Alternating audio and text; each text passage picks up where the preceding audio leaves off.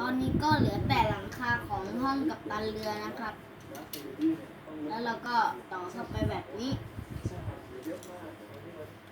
แล้วเราก็ต้องเอาอันนี้มาต่อกับอันนี้ แค่นี้ก็เสร็จแล้ว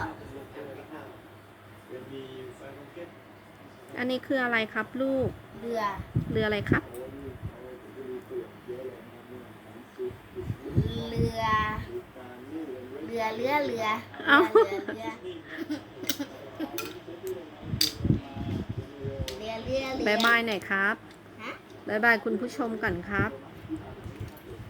ขอจบแล้วอย่าลืม บา อะ ย ไร บายอย่าลืมกดไลค์กดแชร์กด Subscribe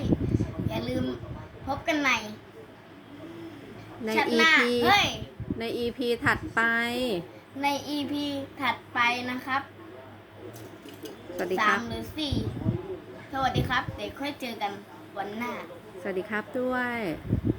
สวัสดีครับ